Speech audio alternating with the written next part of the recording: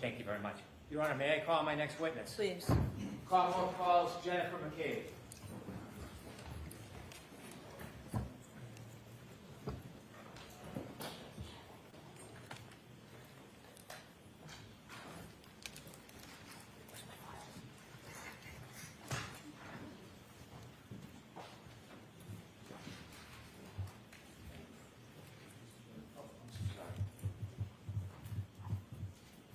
Face up quick and raise your right hand. You solemnly swear the evidence you give before the jury in the case down the truth, the whole truth, and nothing but the truth, so help you God. Thank you. Good afternoon.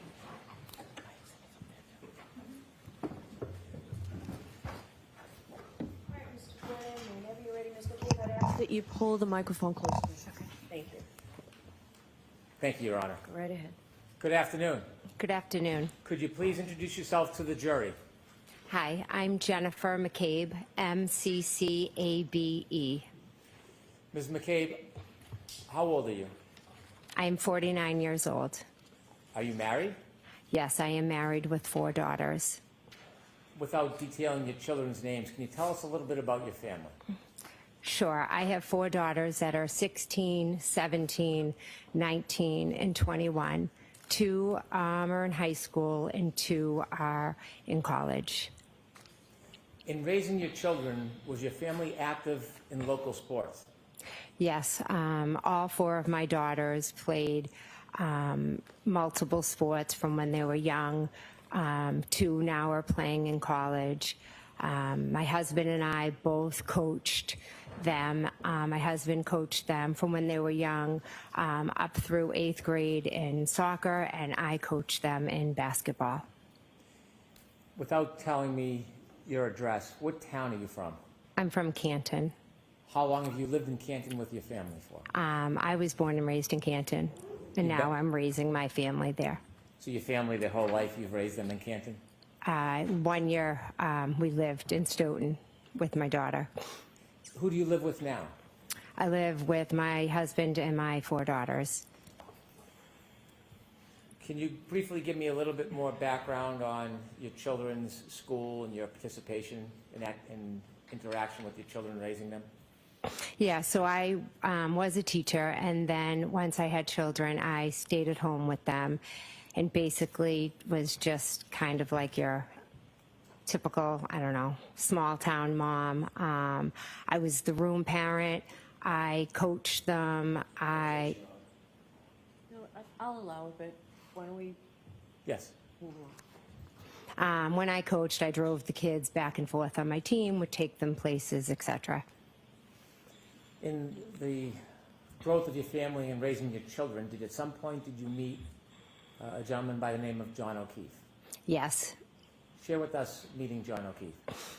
sure. When my 3rd daughter was in kindergarten, she became friends with John's niece. And during that kindergarten school year, unfortunately, Kaylee's mother and father both passed away, and John moved in the house and became Mr. Mom. When John took over guardianship of the children, did you assist in an active role in helping him? Yes, Kaylee and my daughter were very close, so she would come over and play. My daughter would go over there. Kaylee would come and have sleepovers. A lot of times it would be on Friday nights. I would have Kaylee, and then another individual would have Patrick. Had you known John O'Keefe well before he took over guardianship of the children? No. During the time when he was the guardian of the children, did your relationship, not just with his niece and nephew, but with him, grow any closer? Yes, we became very good friends. How close of friends did you become over the years? Well, throughout the years, obviously, when they were younger, we talked more, just about the logistics of CCD, pickup, drop-off, basketball, sports. But then he would also call me, about, as the girls got older, the girl drama, or, the hormones and things like that. He would also come over, and hang out and have a beer and, just talk about whatever was new in his life or going on, or, just the day in and day out struggles of his, life and raising the kids now. And figuring it all out with, work and family and all of that. Leading into January 28th of 2022, so the jury understands, how close is your friendship with John O'Keefe at that time? He was a very good friend of mine that I knew I could call for anything. I want you to take us forward to January 28th, 2022. Do you remember that day? Yes, I do. Do you remember it well? Yes. Take us to the early morning hours, January 28th, 2022. Did you learn there may be weather or a storm coming? Yes. Tell us a little bit about that. We all saw the report that there was going to be a big storm, a nor'easter. So we all knew that basically all the Saturday activities were going to be canceled. That includes sports? Yes. Was and is the sporting events for the children a big part of your life? Yes, back then I had, two in high school that played 3 sports, and they played club sports as well. And then the 2 middle school played club sports and town sports. So most of our weekends were taken up by kind of running from one sporting event to the next. When you learned about the weather and the change in schedule, did it change your plans for that day? No, not particularly. I had my day was pretty set out. I had my niece, and then I had sporting events. It was kind of my plans for the next day that obviously got changed.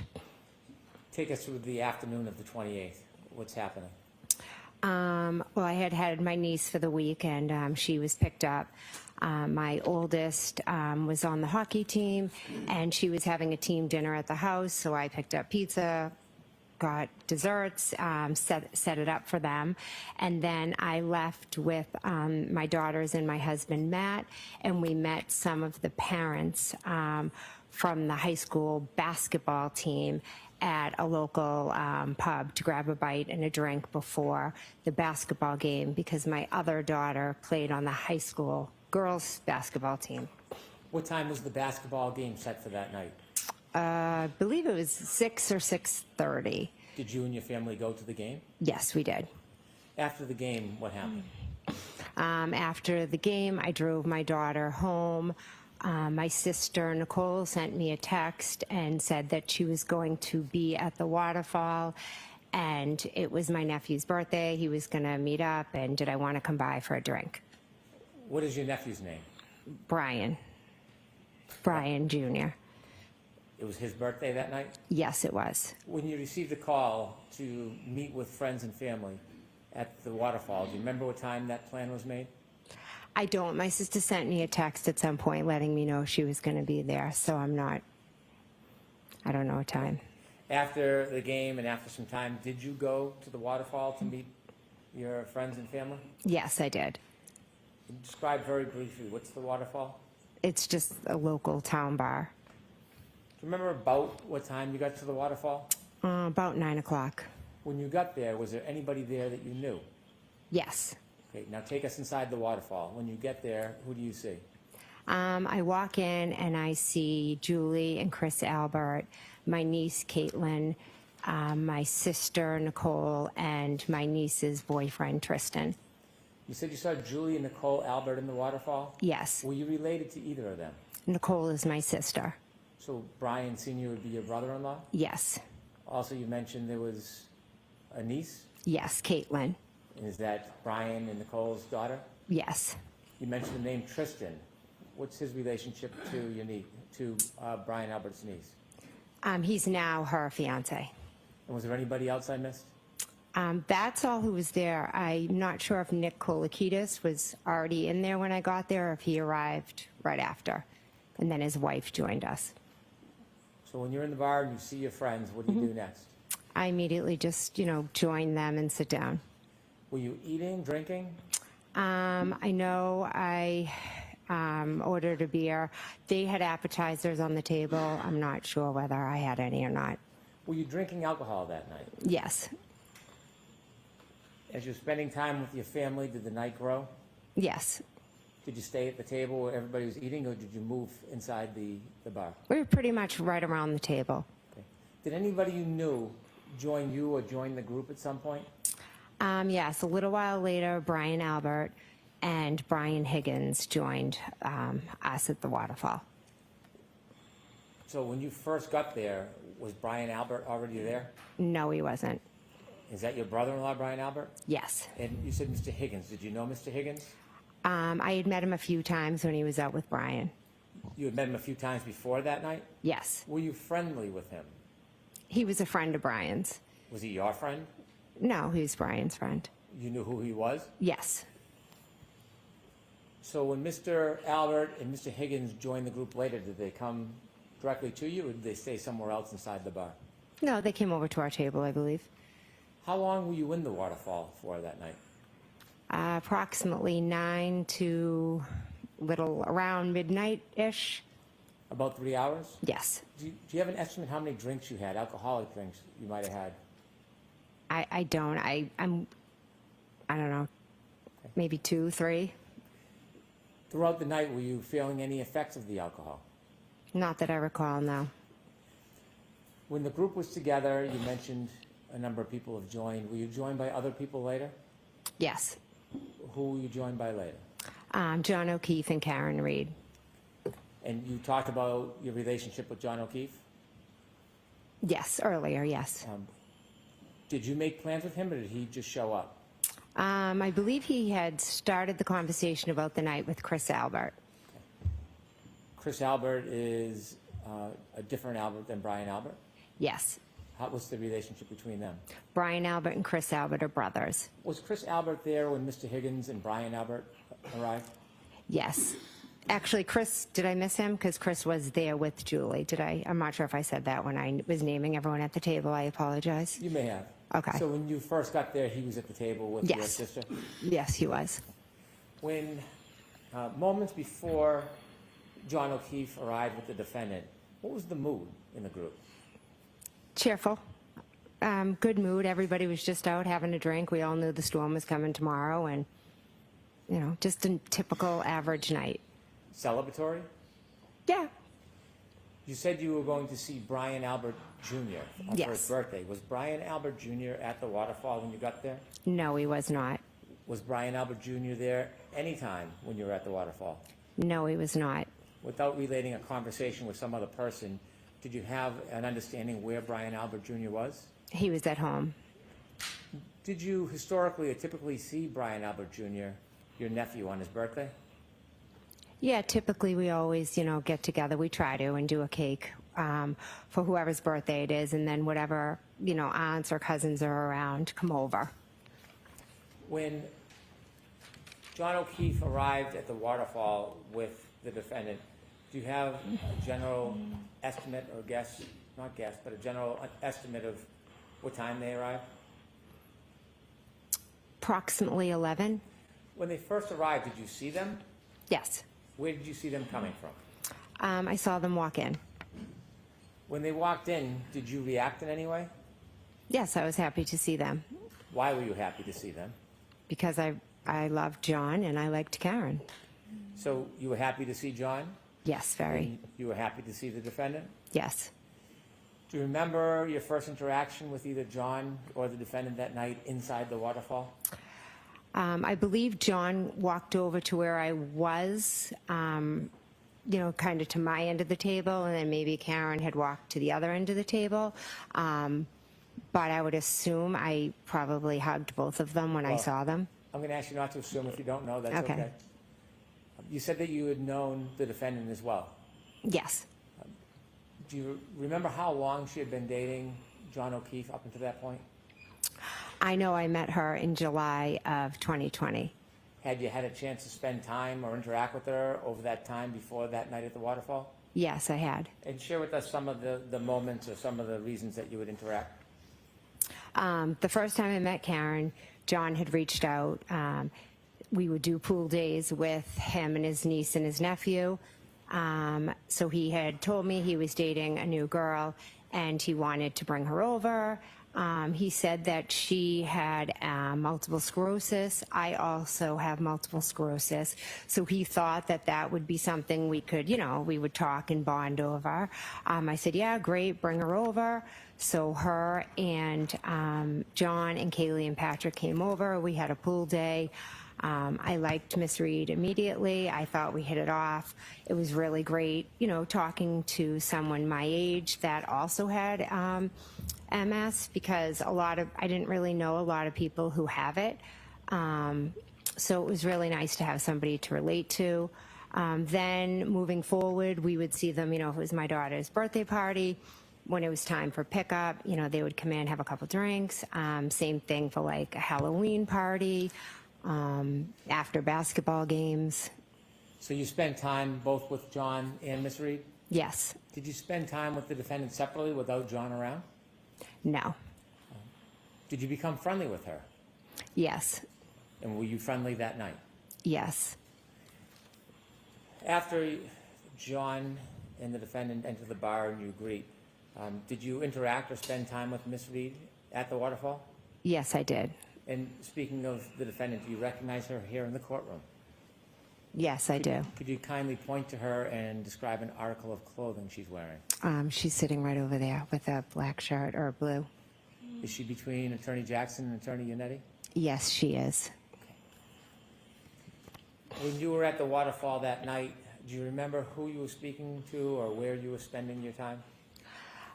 As to earlier in the night or after? I'm sorry, after Mr. O'Keefe and the defendant arrived. Yes, Miss Reed came over and spoke to me because I had seen her the Saturday before, and she had told me how she had started a new medication, and it was giving her some awful side effects. And I said, I'm shocked they put you on that, etc. Let me not ask you about conversations you Okay. had, but about the moment that you were in. Did you spend time with Miss Reed that night? Yes, I did. Inevitably, did you drink more alcohol as the night went on? I believe I had, like I said earlier, a couple of drinks, 2, 3, not sure. Did you ever have a shot of alcohol? I do not believe I had the shot, no. Did you see the party, the group of friends and family doing a shot? I was in the bathroom and walked out, and they were doing or had just done a shot. With the court's permission, I'd like to display parts of Exhibit 22, which has already been introduced into evidence, which is video surveillance footage from the Waterfall. Okay? I'd like to start at 10:54:20, please.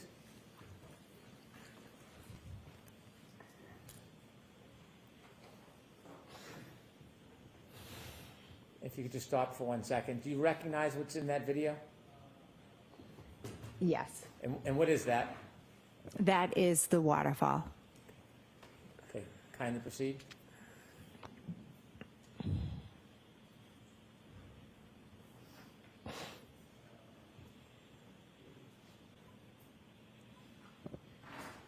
If you could stop. Do you see the two people entering from the left? I do. Do you know who they are? I believe that is Miss Reed and John O'Keefe. Ms. Gilman, is there any way to enlarge the top of the video where the other people are closer to the table or bar? No. Okay. Looking at this video, can you tell or identify anybody under that timestamp? And if you can't, that's okay, but if you can you tell us who you see? I think the guy right there, well, where she just is Brian Higgins. Okay. If you could go up a little bit, Ms. Gilman. I believe that's my husband, Matt. And On the then right? On the right, and I think that's me on the left. Okay. And if you can go down the table to the left, Ms. Gilman. You recognize who that might be from the clothing? I'd have to take a guess that Okay, it could. don't guess. It's Okay. okay if you don't. Anybody else at the table more to the left do you recognize? Not from this picture. Ms. Gilman, could you highlight where Ms. McCabe thinks that she is on that video with that circle you just had and play the video?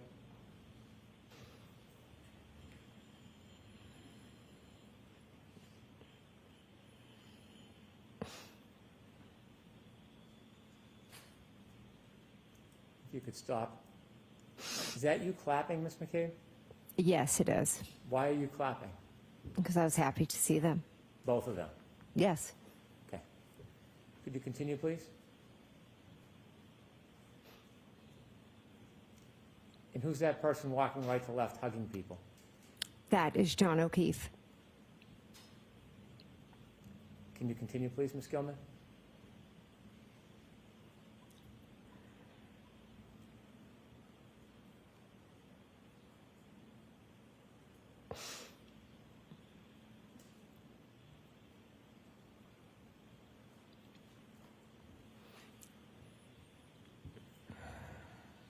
Are you interacting with anybody?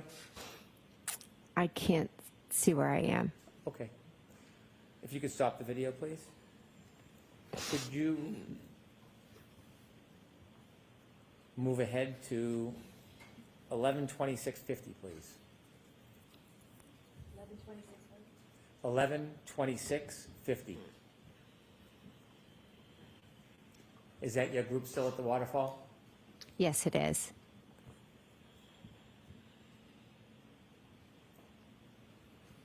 If you could stop there, Ms. Gilman. If we could hone in or circle where you were previously, where we saw Ms. McCabe. I know it's a bit blurry. If you can, and if you can't, please let me know. Can you see whether you're in that area? I believe I am, yes. Could you put the circle down just a little bit, Ms. Gilman? Okay. Now, if you could play from 11:26:50 to 11:27, please. We're a little bit ahead right now.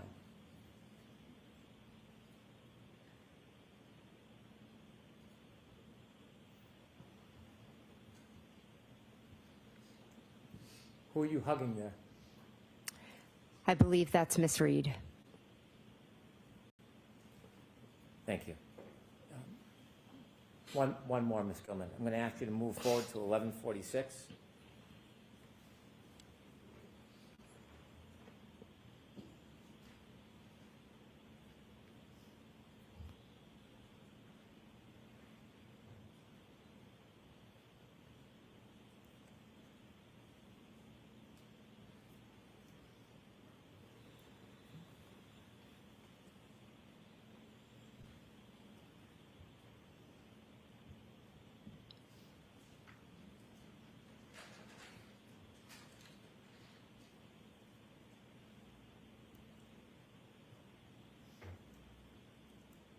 Could you pause, Ms. Gilman?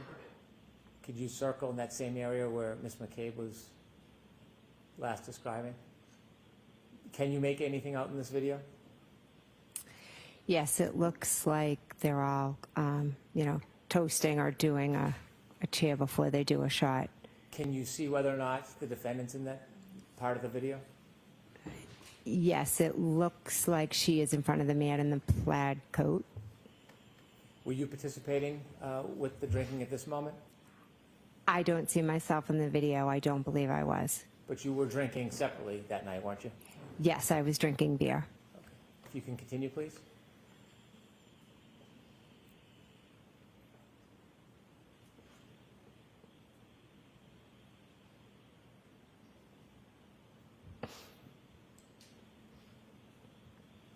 Thank you.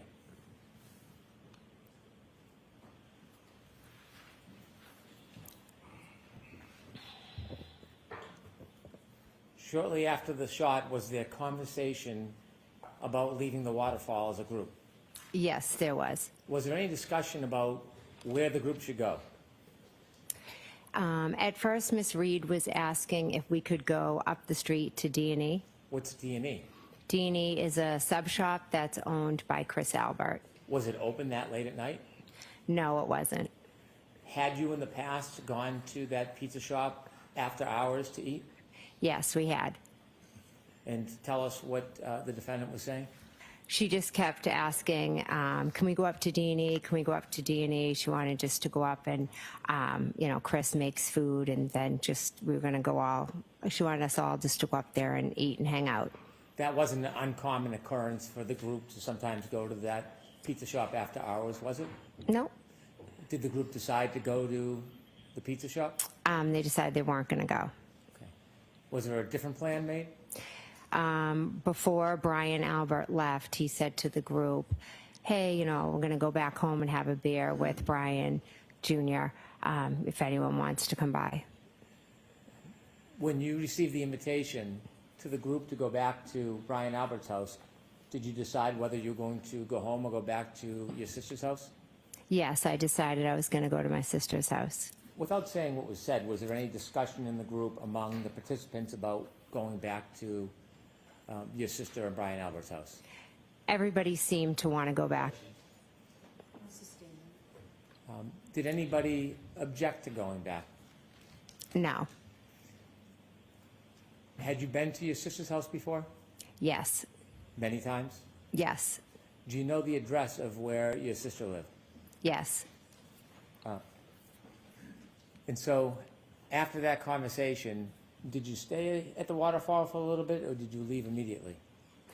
Probably left after maybe 5-10 minutes. Without saying what was said, before you left, did you have a chance to speak to John O'Keefe? I did, yes. You spoke to him inside the Waterfall? Yes. Did you have a chance to speak to the defendant? Yes. And was your plan to go back to your sister's house? Yes. Before you left, did you have any understanding whether or not Mr. O'Keefe and the defendant were going to join you? Objection. Hold on. Did you have another understanding regarding that? Yes. And what was your understanding? They were They were coming. Who else was going to go back to your nephew and your sister's house? Brian Higgins and my niece Caitlin. A little after 12, did you leave the Waterfall? Yes. Do you remember that night leaving? Yes. Before you left, did you talk to anybody in particular? Yes. Miss Reed and then Mr. O'Keefe. Did you speak to them inside the Waterfall? I walked out with Miss Reed and we spoke at the doorway, and then John joined us. Did you invite Ms. Reed to come with you? I did, yes. Did she decline? Yes. And who did you go to your sister's house with? Who drove? I drove and I went with my husband, Matt. Anybody else? No. Do you remember what time it was that you were speaking to Ms. Reed about going to your sister's house? After midnight? If I could have Exhibit 22 again. Ms. Gilman, if you could take us to 12:10:36.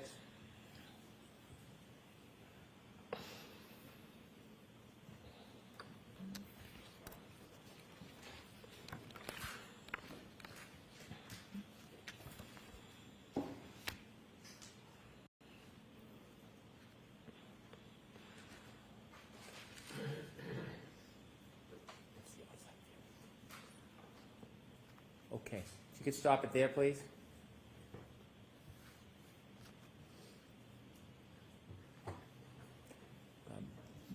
Did you have a chance to talk to Mr. O'Keefe and the defendant outside of the Waterfall?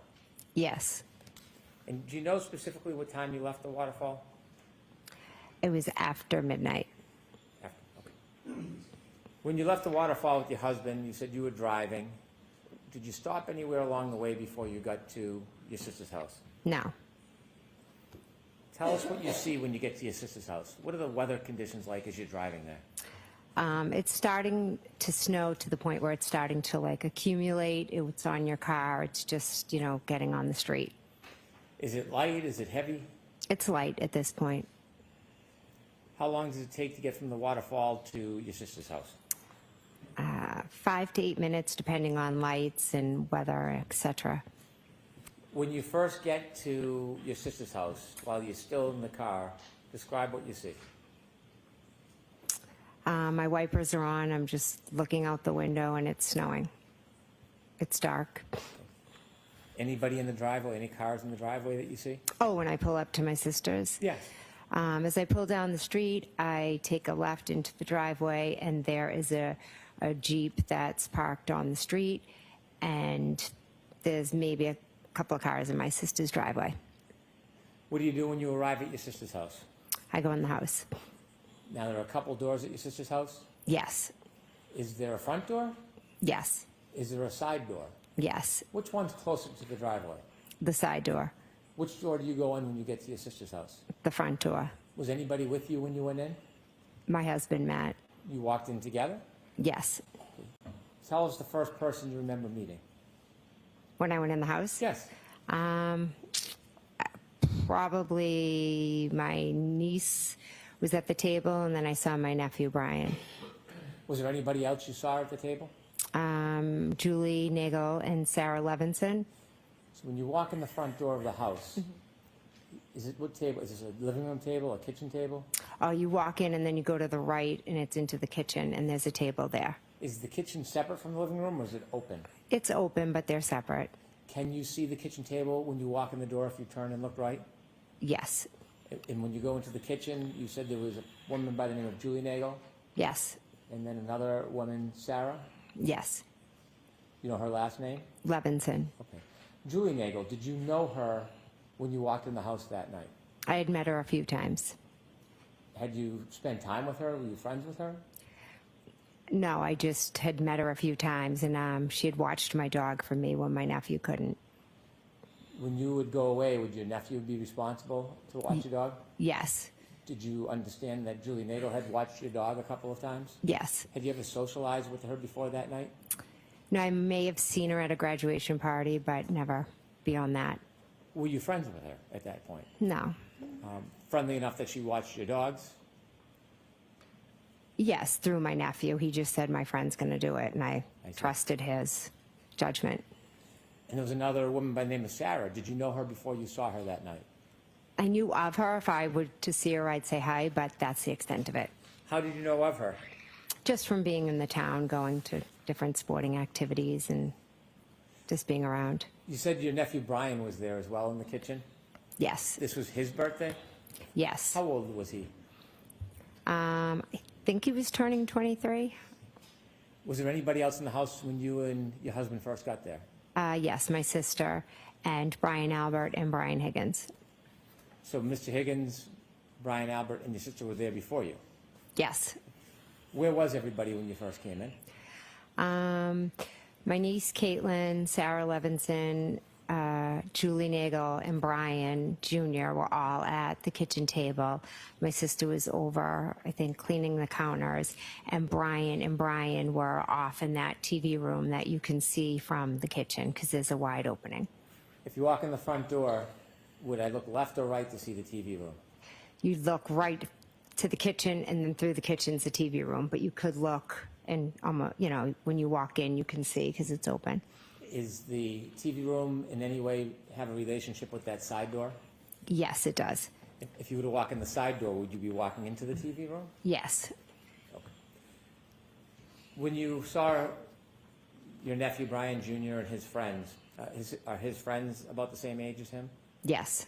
Were they drinking? Yes. Was there music? Yes. And when you went in, did you spend time with the group? Yes, I sat right down and started talking to them. And when you were speaking to them, did you have any drinks that night?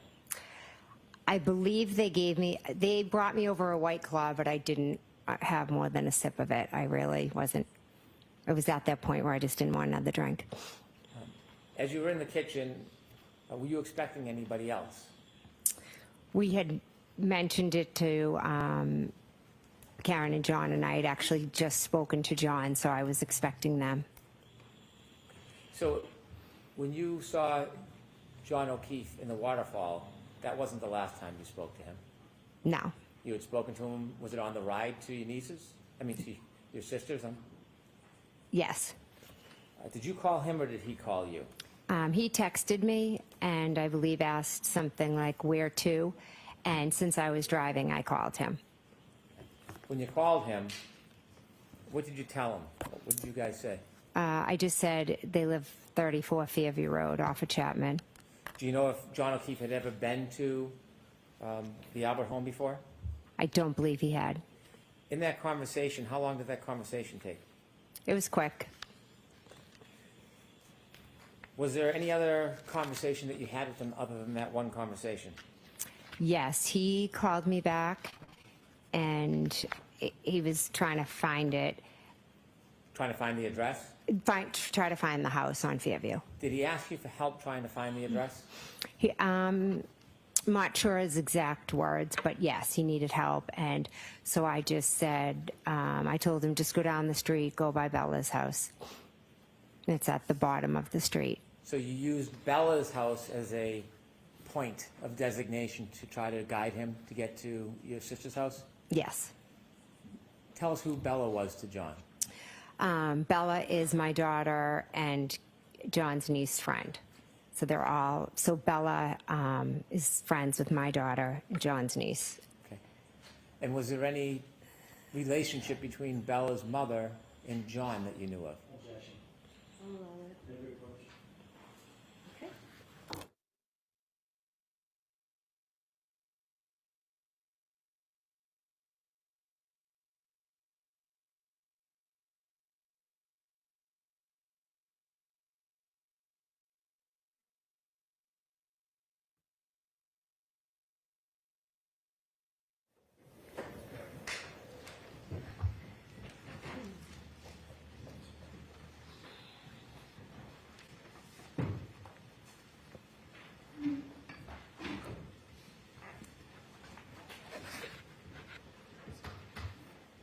Thank you. May I? Yes. That second phone conversation you had with John, do you know about what time that was? I don't, it would be after 12:15, but before 12:30 approximately, between that. Were you still driving when you had that conversation? Yes. And at some point you told us you arrived at your sister's home and went in? Yes. Okay. I'd like to move forward now to when you were inside the house. Tell us generally when you first got there and saw everybody, what were you doing? I just sat down at the table. I started talking to them. We were listening to music. Typical night. Okay.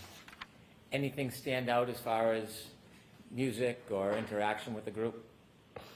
No, we were just laughing, telling stories. At one point, I'm not sure if it was at some point, my other nephew had been over my house and had shown me this video on his phone, and it was a family inside joke. The video, it was a music video from a long time ago. And so I was telling my other niece and nephew, oh my gosh, you have to see this video, it's hysterical. And then we started playing it and watching it. What was the video? It's Raining Men. Did that get a lot of playtime during that get-together?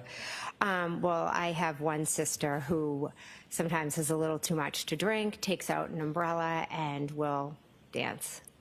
So it's a family joke. While you were at your sister's house, what area of the house were you spending time in? And I was in the kitchen.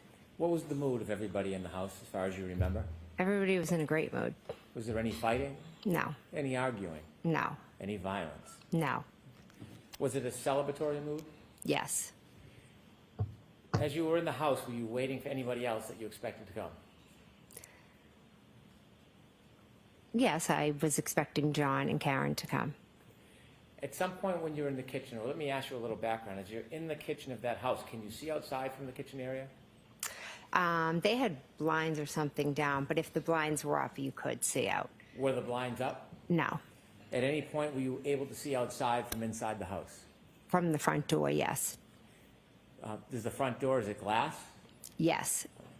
At some point when you were with everybody in the celebration, did you have a chance to look outside? Yes. And when you looked outside, what did you see? I saw a dark SUV out front. Did you know whose SUV that was? I believed it was Karen's. Could you see who was in it? No. At that point of night, what does the weather look like from the front door? It's dark and it's snowing, and I could see, brake lights. Did you see if that SUV moved at all? I didn't see the SUV actually move, but I saw it in a few different locations. How many times did you look out? Can't give you an exact number of how many times I looked out. I can tell you I saw the vehicle first straight out from the front door. Then I saw it up at the flagpole, and then I saw it further up from the flagpole. Were you studying the car at all? No, it was quick glances. Did you have any reason to study it? No. What were you expecting was going to happen? I was expecting John and Karen to come into the house. Did they ever make it in the house? No, they did not. As you were waiting, were you doing anything else in addition to waiting for them to come in? Yes, so I was sitting at the table. Someone made mention of a car out front, so I got up, went to the door, looked out, and then I would go back to the table, and where we were just all laughing, talking, playing music, you know, just hanging out, not really thinking much about anything. Did you ever reach out to John when you thought the car out front was the defendant's car with John in it? Did you ever reach out to him? Yes, I did. How did you reach out to him? I texted him. Do you know if there was a phone call that was made to you before 12:30? A 7-second phone call? From John? Yes. I don't. You mentioned you had spoken to him about directions. Is that the last time you heard his voice? Yes. When the car was out front, did you exchange text messages, or were you simply texting him? I was texting him. Do you remember what you were texting him? The first time I said here, What do you mean by here? Was that like exclamation point? hair question mark, because that's when I saw the car. You were wondering whether that was him? Yes. Did you send any other text messages that you can remember? After I saw the car move locations, when I saw it go up to the flagpole, I said, pull behind me. And do you remember any other communications you had with him? Was he texting you anything? No, Did he ever text you again that night? he never texted me again. Never called again? No, Did you continue to text him over the next 15, 20 minutes? I did, yes. And so at some point, did you realize that John O'Keefe and the defendant weren't coming in the house? Yes, when the car was gone. Did you ever go outside through the storm down to the flagpole to speak to them? No, Why not? why would I? I was just asking. All right. I had no reason to. So when you were in the house, at some point, did you notice that that car was gone? Yes, Were you marking the time or keeping track of it? no, After you didn't see the defendant's car anymore, did you stay? yes. How long do you think you stayed for at the house? I stayed till about around 1:30, 1:45-ish. Did anybody else come in the house up until 1:45? No. Did people leave at certain times? Yes, people did leave. Who was the first to leave? Brian Higgins? Do you remember about what time he left? I don't. And after Mr. Higgins left, do you know who left? I'm not I believe it was us, and then my niece Caitlin was also like at the door. It was kind of in a row. Brian left, and then a little bit later, I think it was, myself, Matt, Julie, and Sarah left. But Caitlin was at the door. I believe she was waiting for her ride. How much longer after Mr. Higgins left did you leave? Maybe a half. I honestly can't say. I think he was there for a while I was there. So maybe he left anywhere from 15 minutes, approximately 15, 20 minutes before I did, or maybe a little more. You mentioned that you had left the Waterfall after midnight, Yes, and you had phone calls with Mr. O'Keefe along the way. yes, Do you know that there are phone records with your text messages and phone calls in them? yes, And do you know whether your phone records reflect the time of your calls with Mr. O'Keefe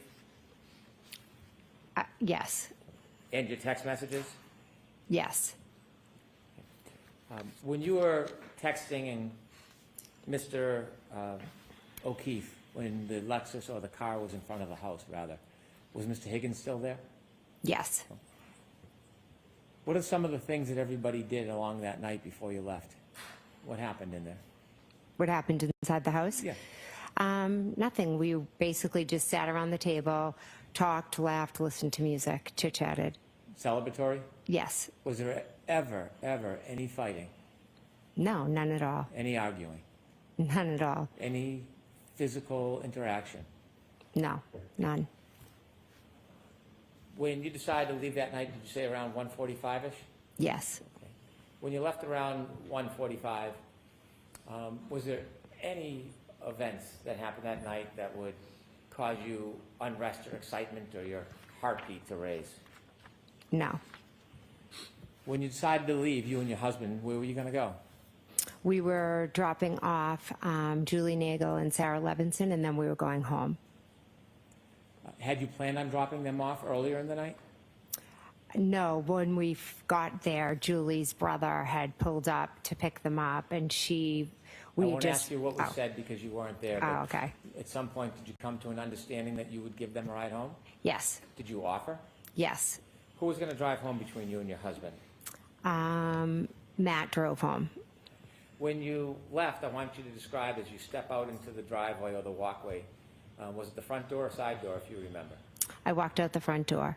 Is the weather like it was when you first got there? No, it's picked up. Tell us what you mean by it's picked up. So as I walk out, you kind of go, the walkway is to the left. So I walk down the steps, I go to the left. The snow was coming, it was cold, the wind was picking up. So I kind of just like curled up and ran to my car quick to get in. What part of the car did you get into? Front passenger, Who was driving? Matt. And where were the other two people? Sarah and Julie were in the back seat. Who was in which spot? I'm not exactly sure. So both of the young women were in the back seat? Yes. Was there any conversation when you got into the car? We got in the car and they were teasing me Why were they teasing you? because I had like bread and maybe peanut butter in my car. Why did you have bread and peanut butter in your car? I had my niece for the week, and I was dragging her like to all my kids' sporting events. So we'd go from like one game to another game to a practice. So sometimes instead of always giving her McDonald's or Dunkin' Donuts, I'd try to throw her a peanut butter sandwich.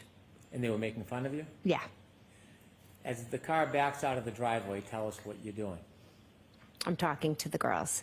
You just moved your head. Yes. Does that mean anything? Yes. Tell us.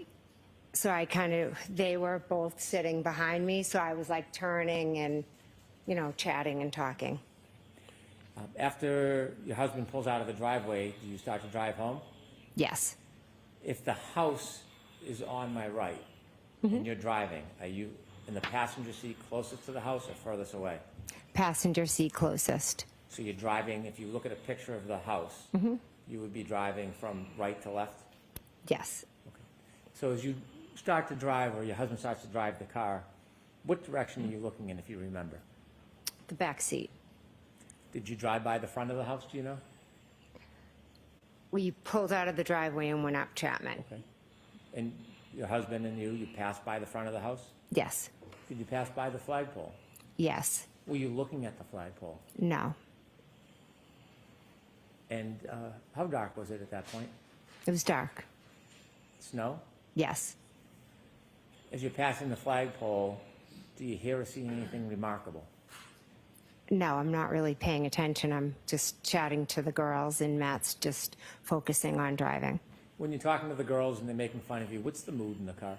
We're all laughing and joking. Where do you go next? We drive Julie Nagel home. After you drop off Miss Nagle, where do you go? We drop off Sarah Levinson. Is the weather constant? Yes. After you drop off the young woman in separate spots, where do you go? We went home. Can you tell us when you get home what happens next? We go in the house. I go up to bed.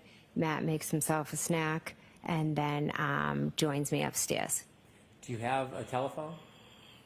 Yes. An iPhone? Yes. When you go to bed, do you stay up at all? Yes. Do you use your iPhone? Yes, I do. What were you doing? I texted a few people, and then I did a couple of Google searches. And what were the searches for? One, my daughter had played in a basketball game earlier in the night, and it was a very good game, so I went and I read the report on it, and then my other daughter had an offer to play on a basketball team, so we had to make a decision about whether or not we were going to accept the spot, so I was just looking up that basketball club. Other than those regular searches that one would do, was there anything remarkable about what you were searching at 2:27, that time frame? No. After you were looking at websites for your child's sports, what did you do? I put my phone down and went to sleep.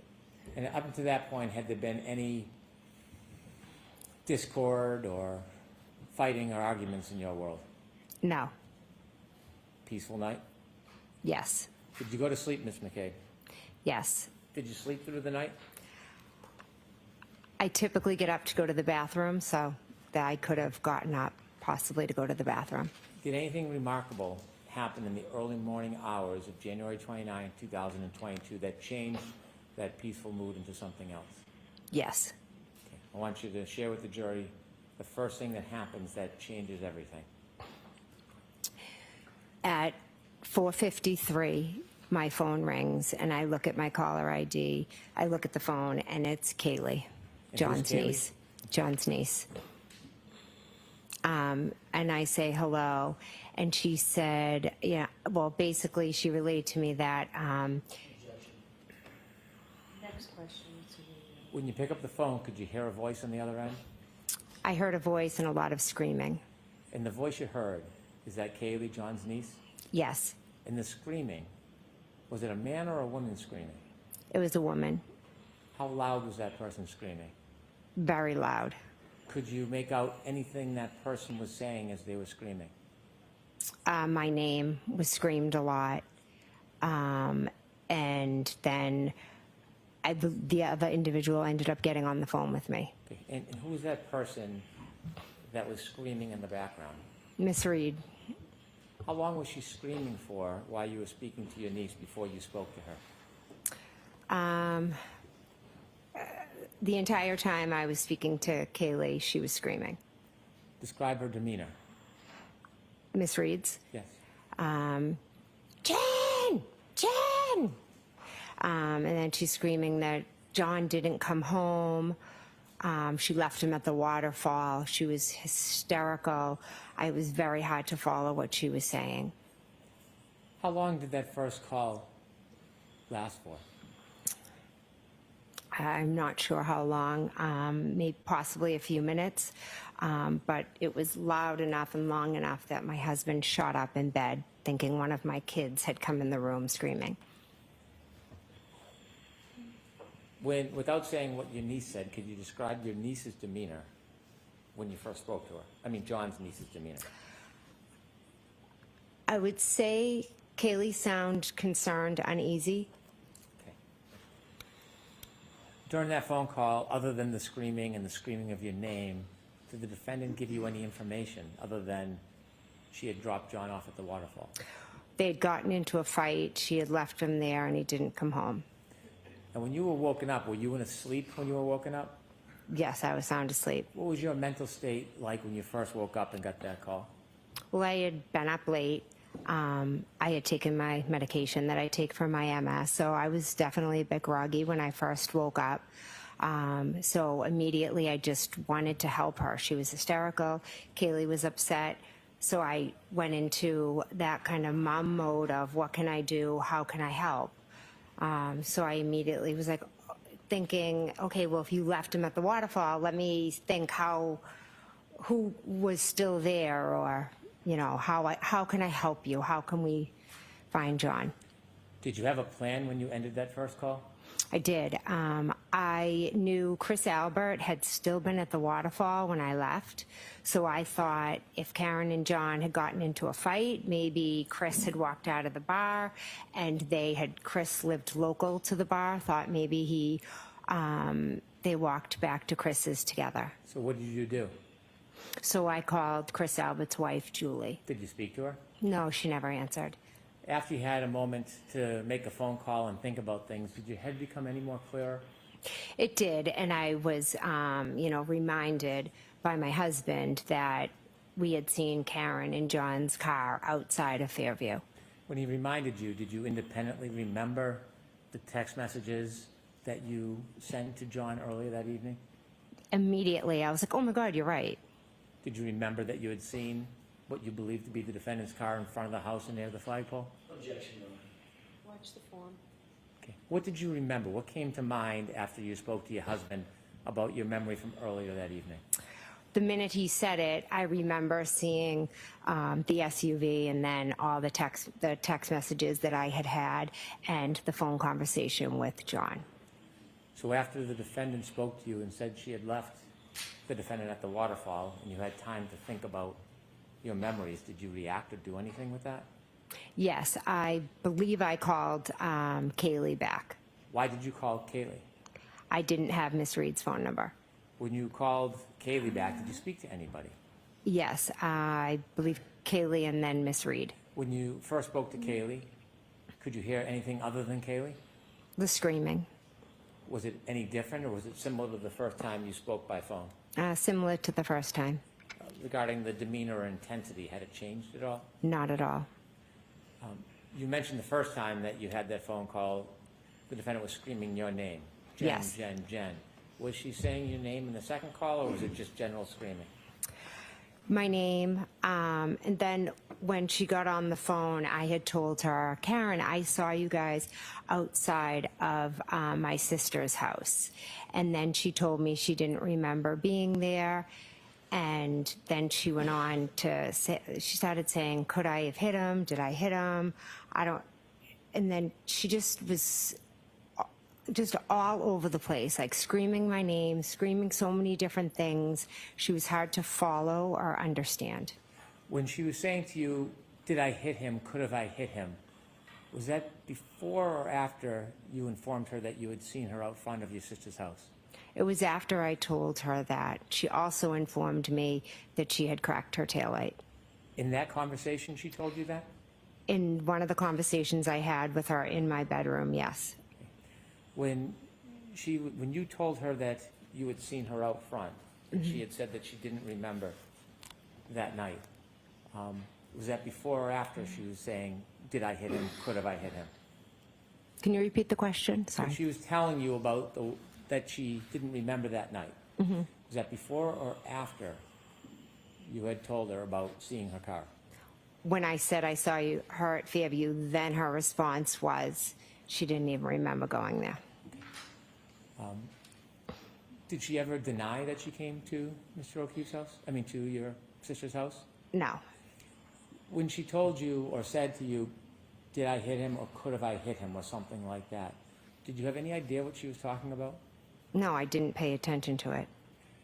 When she told you that she had cracked her taillight the night before, did that have any significance at that time to you? No. So in telling you these different things, did you ever piece them together at that time? No. What was your primary motivation at that point? I just wanted to help her because she was hysterical. Kaylee was very upset, so I wanted to help her, and I wanted to find John. So after she told you these things about whether she could or did hit her and the light and not remembering, did the conversation end or did it progress? At some point, I was then going into like, okay, well, if she brought him there and left him there, where was he? Because he never came in the house, and she doesn't know where he is, so now where could he be? So I started thinking there was another gentleman that was supposed to meet us out at the bar who John was friends with. So I thought, okay, well, in my head I'm thinking maybe they got into a fight, John got out of the car, and he connected with this guy because he was at a party on the street. What was that over. person's name? His name is Tom Beatty. Did you call him? Yes. Did you get a chance to speak to him that night? That morning? Yes. No. Did you call around anywhere else? I believe I called my sister, I called John, I called Tom Beatty, I called his daughter. You called John O'Keefe's phone? Yes. Did he answer? No. Did it go right to voicemail? I don't remember. Did you text anybody? I honestly don't remember if I Okay. texted. I primarily think I was just trying to call as many people as I could and try to figure out what happened. So you had two conversations at this point with the defendant while you were still home. Yes. Was there any further phone calls that you had before you did something? I'm not sure if I know I went downstairs to make coffee because my plan was to go with my husband. I said, come on, let's just go over to Tom Beatty's. Let's see, maybe John's there. He passed it on the couch. I'm not sure if Karen called me again or not. It's a little foggy because there was so many calls and everything. And so that morning when you're receiving calls, did something happen? Karen showed up at my house. How did you know Karen showed up at your house? I could hear her screaming out front. And about what time is this? Approximately 5:20, 5:30. I can't be Were you sure. worried for John at this point? Not particularly, no. Were you screaming? No. Now, at this point, at this moment, when you hear her outside of your house yelling, early morning hours, did you know a person by the name of Kerry Roberts? I knew of her. I'd met her once. Were you friends with her at that time? No. Had you socialized with her at that time? No. Had you ever seen her before with John? Once. Tell me about that. Years earlier, as I said earlier, I used to take Kaylee on Friday nights, and Kerry was the one who would take Patrick on Friday night. So we would each have the kids. And to thank us, one day John told us how he got a discount at Reebok and to get our kids' shoe sizes, and he was going to buy us all sneakers, just as a way to say thank you for helping. So we all went to the store together, and then John took Kerry and myself to the hillside for lunch. How many years before this moment was that? Oh, gosh. Well, I think that's when my daughter was in kindergarten or first grade, and at this point she was in 8th grade. So like 7 years. Had you ever spent any other time with Kerry Roberts before this morning? No. Were you friends at that point? No. How would you consider your relationship with Miss Roberts on that morning when Miss Reed arrived to your home? I had met her once, and that was the extent of it. I wouldn't say I knew her at all, beyond that one time I went out with her. I want you to take us back now to when you first hear the defendant in your driveway yelling. When you hear that, do you hear any words, or is it general yelling? So I hear yelling. So I was downstairs making coffee. I go to my front door and I open it, and she's screaming, Jen, Jen. She's screaming that 3 times, and then she was saying, we have to go to Fairview. You know, a lot of the, could I have hit him? Did I hit him? She was on repeat. What did you do? My husband came running down the hall and was like, tell her to shut up. She's going to wake up the neighbors. And then I said, I'm just going to go with her. I'm going to go look for John. And then he yelled down saying something like, you can't be driving around in this weather, you know, with a broken taillight. When you saw the defendant at your front door, had the weather changed overnight? Yes. Was it different? Yes, now the snow had intensified. It was almost like, it was dark outside, but it was like whiteout conditions. How dark? Dark, I mean, it was dark. It was like 5:30 in the morning. What was the visibility like? Not good. After you meet the defendant at your door, do you let her in, or does she stay outside? I'm not sure if I just grabbed my coffee and ran out, Where did or you go? whether she came in. So we went down my walkway. She was just kind of running all around. The driver's door was open, so I told her I was going to drive because I thought she was too hysterical to drive. In the meantime, all of a sudden there was a car at the end of my street, and there was a plow behind it. The car that came to the end of your street, do you know where it went? I meant the end of my driveway, I'm sorry. When you say at the end of your driveway, did it pull into your driveway? No, it just kind of stopped right at the base of my driveway. Okay. How far behind your car was that car? Not far, because, not too far. Okay. Did you know who was in that car? No. Did you learn who was in that car? Yes, How did you learn who was in the car? because I said, "Who is that?" And- Did you ask the defendant, or did you walk up? I asked the defendant, and she told me it was Carrie Roberts. Did you meet Carrie Roberts face-to-face in your driveway that morning? Yes, I wouldn't say we met. It was more of a, the plow was coming, so then she was having to like move down the street, and then either Karen called her or she called Karen, but they were on the phone, Karen's phone over the car, so they started talking. Did you get into the defendant's car? Yes, we did. I got in the car with Miss Reed. When you got in the car, you were in the driver's seat. Was Miss Reed in the passenger front? Yes, You said there was an open call. Is this something you could hear on a speaker? yes, At that point, had you had a chance to go and look at the taillight of that car? no, Did you have any interest in the taillight at that point? no. There was an open call between who? Karen and Carrie Roberts. Can you describe what you heard in that call? Karen was saying that she wanted to go to Fairview, and Carrie Roberts was instructing her that no, we weren't going to be going to Fairview, and she kept saying, "We got to go to your sister's house," and Carrie Roberts said, "No, we're not going to be driving around in this weather in two cars. Let's go back to John's, let's go to Meadows, let's go see if he's there." That was kind of the conversation, and then Karen was doing a lot of screaming, and Carrie was kind of yelling back at her to shut up. Who was taking charge of the situation that morning? Carrie Roberts. Were you in charge of it? No. Did you weigh in or make any decisions on where you were going to go next, or were you just a listener?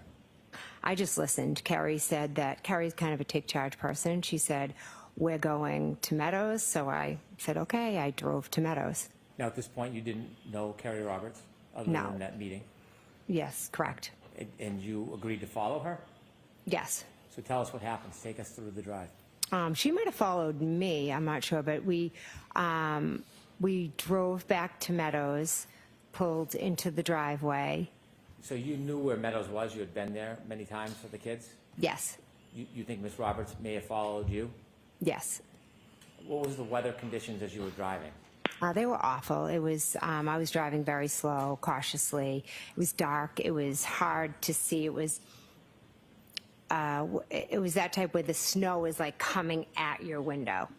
How long of a ride was it from your home to John's home? Approximately 5-6 minutes. Was there any other phone calls while you were in the car with Miss Roberts, or did the phone calls end? I believe that was it. Can you describe the defendant's demeanor on the trip from your house to John's house? She was just screaming, yelling things. It was almost like everything she said 3 times. And she just went from one thing to the next. She was quite hysterical. Do you remember what she was yelling about? About going to Fairview, asking, could she have hit him? Did I hit him? How many times did she raise the question, did I hit him, could have I hit him? A good amount. Did you ever speak to her about that? No. At some point, did you finally get to John's home? Yes, When you got to John's home, who pulled in the driveway first? I did. Where did you pull in respect to the driveway? I just pulled straight in next to the garage. Did you see where Miss Roberts went? I believe she pulled in behind me. After you pulled into Meadows, John's home, and you stopped, what happened next? We go into John's house. When you went into John's house, did you all go in the same way? Yes, we went through the garage. And before going into John's home, did you do anything? Before entering into the house, Yes. I took off my shoes. You took off your shoes? Yes, Why did you do that? because you always had to take your shoes off at John's. He didn't want you to track. He would have yelled at me for tracking snow in his house. Did you see if Kerry took her shoes off or not? I believe she did. Did you see whether the defendant took her shoes off or not? She just walked right in How would you remember that? because I thought it was strange. What was your purpose when you went into the house? What was the number one thing that you were worried about? We were looking for John. Anything else on your mind when you went into his house? Also, I knew Kaylee was there. Now, at this point, did you have a close relationship with Kaylee? Yes, Do you still? yes. What did you do when you went in the house? Where did you go? I walked through the kitchen, and then I kind of peeked into the TV room. I walked through the dining room, and then before I went up the stairs, I kind of peeked into a living room. I went up to the top of the stairs. I peeked into John's room, and then I went into Kaylee's room. Did you ever see John? No, Why did you go to Kaylee's room? because I wanted to go check on Kaylee. Did you have a chance to speak to her? I did, yes. Okay. What was her demeanor at that point? She was she was in the bed. She was holding on to her phone. She was terrified. Was she screaming? No, Did you provide her any comfort? yes. I told her that I was going to go out. I told Kaylee that I was going to go out with them and I was going to find John. And I promised her that everything would be okay.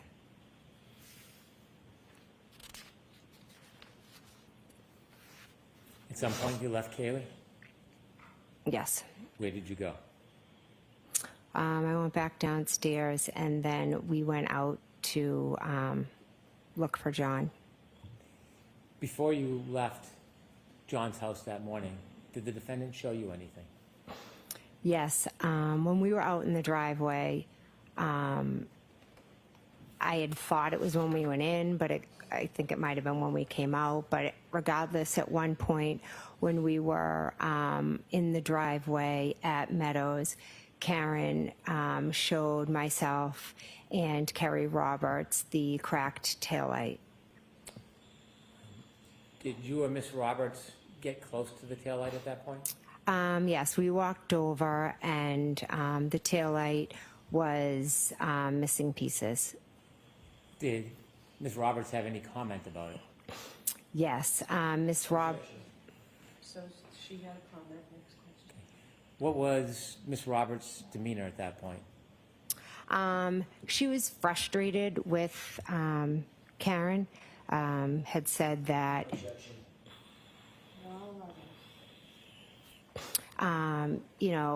had said that Karen basically was telling her to shut up. You were so drunk, you could have hit anything last night.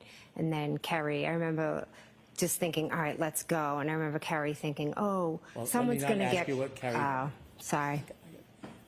We don't want to think what somebody thought. Okay. I want to know what you heard and what you saw. Mm-hmm. Okay? Yeah. All right.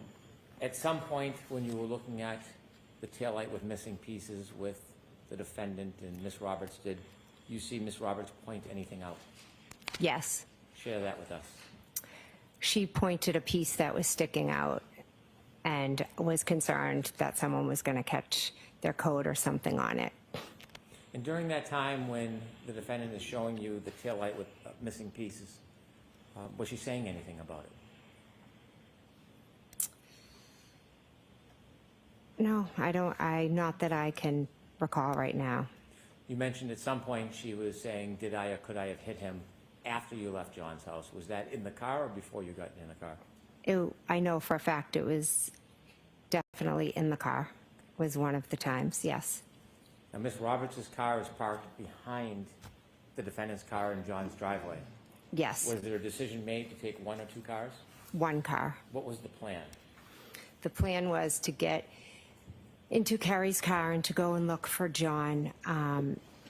I wanted to go thinking, let's go to Tom Beatty's, but Miss Reed was pretty adamant that we go to Fairview first. You said that at times there was some arguing or bickering, or Miss Roberts was raising her voice to the defendant. Yes. Who made the decision to go to Fairview? Ultimately, Carrie said, all right, we'll go there, almost like to shut her up. When you got into the car, where was everybody? When you got into Kerry Roberts' car, where Yes. was everybody sitting? Carrie was driving, I was in the front and passenger. Karen was in the back in the middle, kind of peeking her head through between us. I want you to take us through the ride from John's house at Meadows until you first get to Fairview. So as you pull out of, or Carrie Roberts pulls out of John's driveway, what is the mood inside that car? I'd say it was starting to get tense because Karen was just continuously screaming. Carrie was trying to focus on driving, and Karen's behavior in the back of the car was a bit erratic. When you say erratic, can you just give some detail what you mean by that? Yes, she would go from sitting back to leaning up in between us, and she would yell Carrie's name 3 times. Then she would yell my name's three times. And then she would yell, could I hit him? Did I hit him? Over and over again. When she was repeating these questions or phrases that she was yelling, did you respond in any way? I don't believe I did, no. How about Carrie? Carrie was telling her to shut up and to buckle up. Was she buckled? I don't believe so. You began your drive from Mr. O'Keefe's home at Meadows to Fairview. Is the weather getting better? No, it's getting worse. Is the visibility still difficult? It was terrible. As you began that drive to Fairview, was there anything that you were doing on the way? Yes, I was just kind of looking out the window intently to see if I saw anything. What were you looking for? I guess John, which I know it sounds crazy, but I didn't know where the hell he was. Did you have any difficulty seeing from the car the side of the road? Yes. Did you see what direction Ms. Roberts was looking when she was driving? Well, she, it was hard because she needed to focus on driving because the conditions were that bad. Did you have a chance to see the defendant on that drive at all? Yes. Was she looking out the windows with you? No, she was popping back and forth, and screaming. Was it constant screaming, or did it change at all? She would scream and then kind of sit back, and she'd almost be like quiet for a minute. It was like, okay, good. And then she'd start again. In those quiet times, do you know what, if anything, she was doing? I didn't know what she was doing that morning, no. How long did it take to get to Fairview? I don't know. I'm going to assume maybe 10 minutes, like with the weather, maybe 10 minutes. I'm not, give or take, approximately. As you're approaching 34 Fairview Road, before you get there, is Fairview going to be on your left side, driver's side, or on the right side? As we're pulling up, it's on the driver's side. Carrie's going to take a left down Fairview off of Chapman. I want you to take us back to that morning, about 20 or 30 yards before you get to Fairview. Mm-hmm. You're in the car with Ms. Roberts and the defendant? Yes. What's happening in the car? Karen's is screaming, and at that point, she had asked if John could be cheating on her and if John could be with Bella's mom. And then what happens? I didn't know what the hell she was talking about. I was like, what are you talking about? Why would he be with Bella's mom?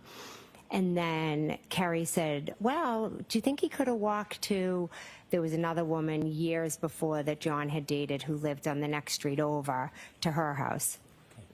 And as you approach that area before you get to the flagpole, does anything remarkable happen? No. Okay. What happens next? As we're driving down the street, I just say to Carrie, because she doesn't know where my sister lives, oh, her house is just at the bottom of the street. Visibility still difficult? Yes, awful. What happens next? We continue, driving, and we're driving slowly past, the line of, I guess, bushes and the flagpole area. And all of a sudden, Karen's screaming from the back, there he is, or something to the effect of, there he is, let me out. Did you know what she was talking about? I had no idea. When she was yelling that, did you look out the window? Yeah, we had our eyes peeled out the window. Did you see anything? Nothing but snow. How long was she yelling about whatever it is she was saying? She screamed, "Stop!" So Carrie stopped pretty quickly. There he is, there he is. She could have kicked the door, like, "Let me out of here." And when she was kicking the door, what were you doing? I was just like, what the heck, what is going on? What happens next? She gets out. Carrie looks at me and said something, said like she's batshit crazy. Then what happens? Then Carrie got out. Then I got out of the car, walked around the back of the car, and was walking like over to where I could see the girls were. Now, at that point, you were in Kerry Roberts' car. Yes, It had its headlights on, yes. was it facing up the street of Fairview? Well, we had come down the hill, so yes, up the street. There was no other lighting in that area? I do not believe so. No fire engines or ambulances at that point? No, No police cars? no. Any street lights? It was dark. When you got out of the car, did you look towards the area of the flagpole? Yes, Could you see anything at that point? no. How close did you get to the area of the flagpole before you could first actually see something? Well, I saw the shadowy figures of Carrie and Karen, and it wasn't until I got very close over to them that I saw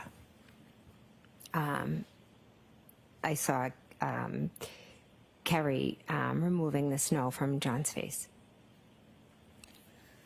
Is that the first moment you realized that that was John O'Keefe on the ground? Yes, it was. When you see Kerry removing the snow from John's face, what do? I was frozen. I was shocked. I couldn't believe that was him just lying there. Tell us what you're seeing. What do I see? I see Carrie just wiping the snow off. Karen had straddled him and had lifted her shirt and his shirt and was laying on him, and Carrie was screaming at her to get off of him. And I was literally just stunned. I mean, there he was. What did John look like when you saw him? I couldn't see much but his face, because the rest was snow and Karen was moving over him, but he just looked like just him, but just like frozen. What did you do? At first, I just stood there for a minute because I couldn't believe it was him. And then Kerry Roberts and I made eye contact. And I knew, I was like, all right, I'm going to call 911. But I think I knew in that moment that John, was dead. Did you call 911? Yeah, I started to call 911, and Kerry and Karen were just screaming. And so I walked back towards Kerry's car, and then Kerry was also yelling at me to go to the back of the car to look for blankets and towels. So as I was calling 911, I was at the back of the car looking for the towels and the blankets to bring over to Kerry. And while I was doing that, I believe 911 answered. Did you speak to 911? I did, yes. Did you get the towels and blankets that Kerry had requested? I did, yes. After your phone call with 911, when you had the towels and blankets, tell us what happens next. So after I called 911, I went back over to Kerry, Karen, and John, and at that point, Kerry asked if I would take over compressions. So she got up, and I started doing compressions, and Karen was doing mouth-to-mouth. When you started doing compressions, were you touching John over his clothes or touching his skin? I don't remember. Did you, at that point, get a chance to touch John's body and see how it felt temperature-wise? I just remember when I was doing the compressions, I don't really know how to explain it. It just felt very funny. I'm sorry, very It just wasn't like normal. Why? I don't.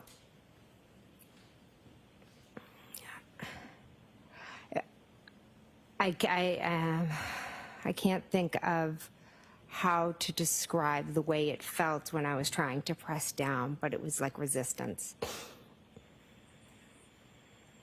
How long did you try to give compressions and give aid to John for?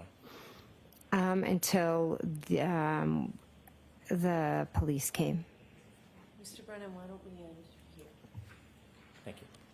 All right, Ms. McCabe, we need you back tomorrow. You can stay and then. Okay.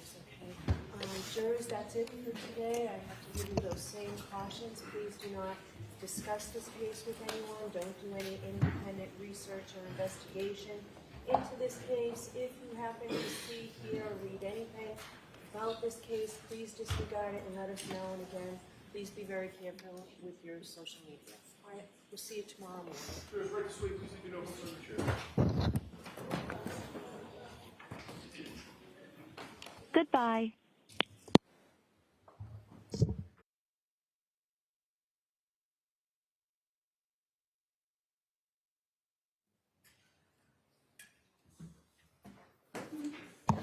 Could we close the doors, please? May be seated. So I know it's shifting gears, but I want to address, I said I'd hear you today on the argument on the Arkham motion. Mr. Brennan, do you need a minute, or can you argue that? I'm sorry, Your Honor, I was looking at my notebook. What issue would you like to address? Your motion yesterday. We had the motion, and I told you that I would hear you on argument, and it's very brief. 10 minutes, please. Your Honor, before we begin, my client needed to use the restroom. Oh, I didn't notice she wasn't here. Yes, if Okay, she could just have 5 minutes, she'll be right back. sure. All right, Thank 5 minutes. All right, please.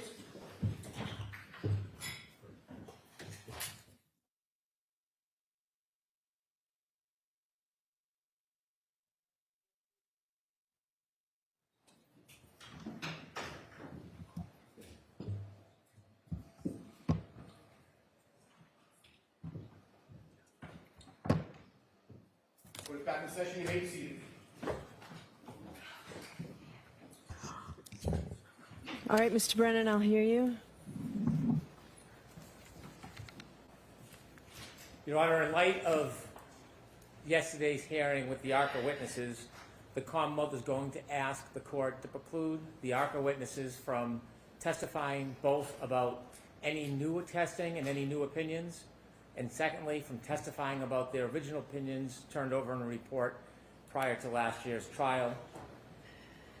To be brief, what we learned or confirmed is that we do not have all of the discovery of communications. There was a court order for the ARCA witnesses to provide Your Honor with all of their information, phone records, text messages, communications about this case. Instead of providing their information to the court, they instead chose to send it to the defense, and then it was summarized and provided by the defense to the court and to the Commonwealth. It appears to me that is not in compliance with the court's order.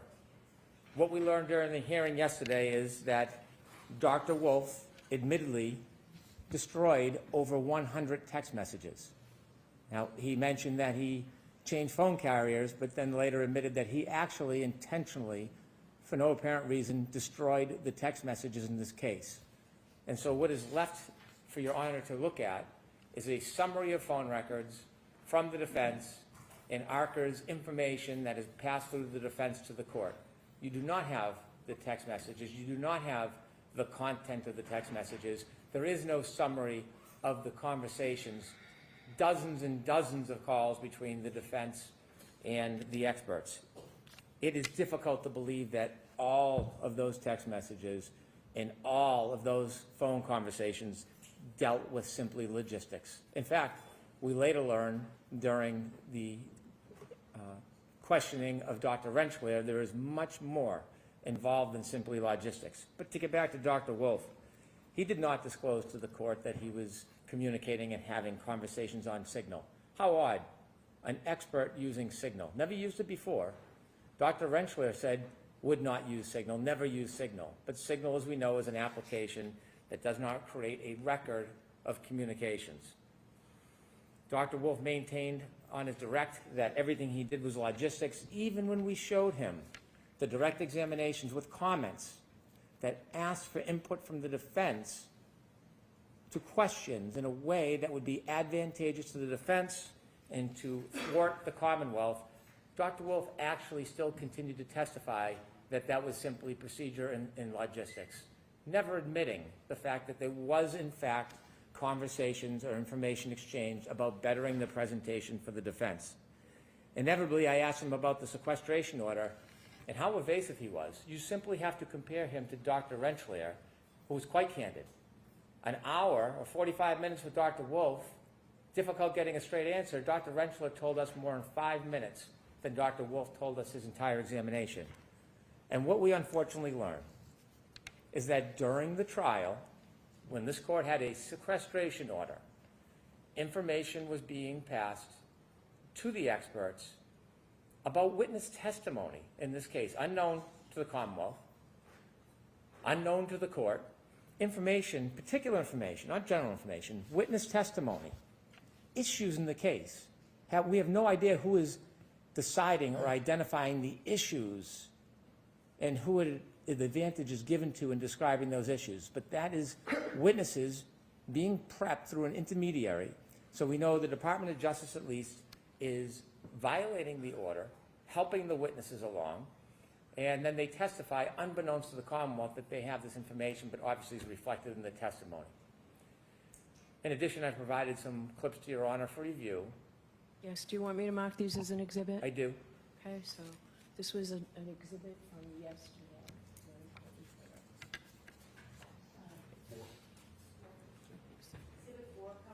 I did have the opportunity to look at them. I suggest that the relationship was not resigned to mere logistics. And so from that subterfuge, what we stand with today is that we know that the witnesses were well prepared. We know that there was not true independence. And what we know is that they are refusing to provide the necessary information to support their original opinions that they gave at the first trial. They cited that it was a protective order. Perhaps it is. That has nothing to do with the issue. By calling the ARCA witnesses as their witnesses, they then have the obligation to comply with Rule 14.